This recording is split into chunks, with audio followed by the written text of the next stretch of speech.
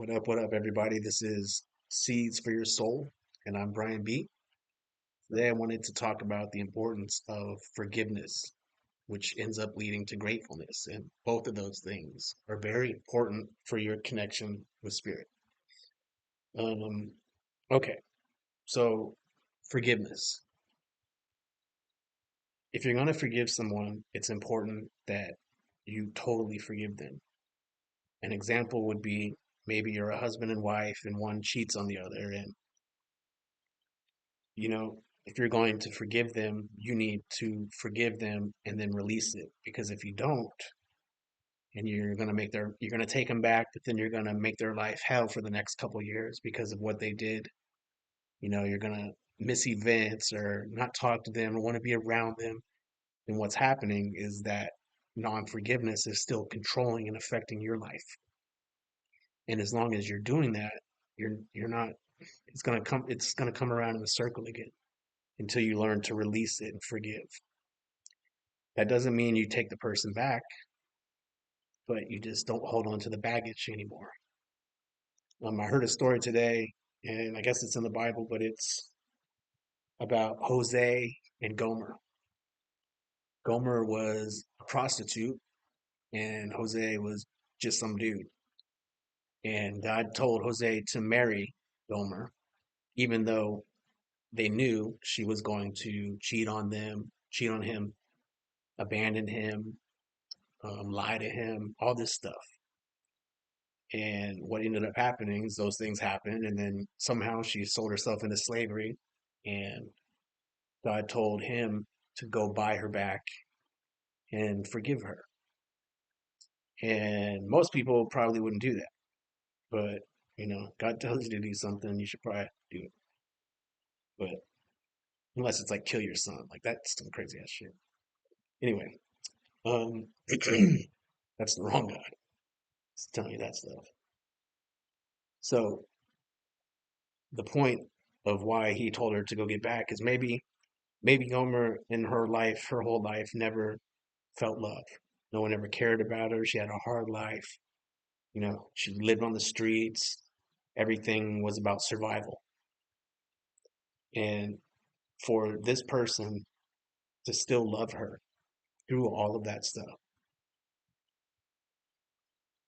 possibly triggers an awakening in that person that makes her feel maybe she saw glimpses in Jose that, yeah, he was a good man and all this stuff. And maybe she didn't feel good enough. And even though she did all those things, for him to forgive her and still love her anyway shows her that true love exists. And that's how God feels about you. We've all messed up. We've all made mistakes. And no matter what, he, she, it, God is going to be there for us.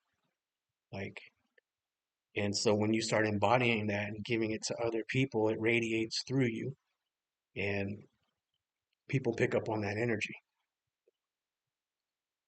Also, in forgiveness, it will eventually lead to gratefulness, because when you're in it, you're never grateful for it. You're pissed off about it. You wish it never happened. Like, but once you get through it, and as time passes, and as you connect with spirit, you actually literally get a bird's eye view of it, and you see how this led to this. All that, okay, her cheating, her abandonment, all that stuff led you to your relationship with God. So you become grateful and you love that person even more, because I think at one point Jesus said on the cross, please forgive them, for they know not what they do. And really, that's the case for 99% of humanity. We're all unconsciously reacting through emotions and programs. We're programmed to do this, do that, like a certain way. And, forgiving someone and releasing that is much easier said than done. And it's not normal, but it needs to be. That's what's going to help you, the other person, and the world. You got to forgive. You got to release any kind of baggage you carry.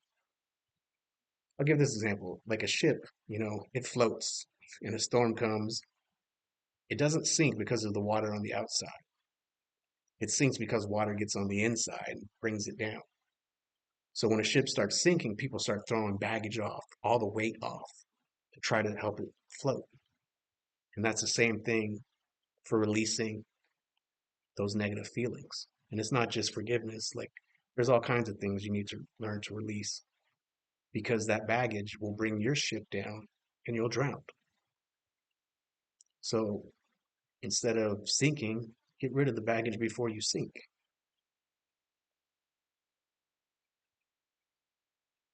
Also, forgiveness, the most important thing is to forgive yourself.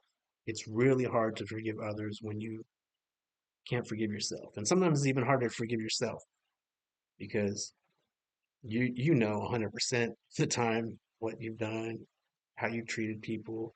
So it makes it hard because maybe you don't feel worthy. But you know what? Today's a new day.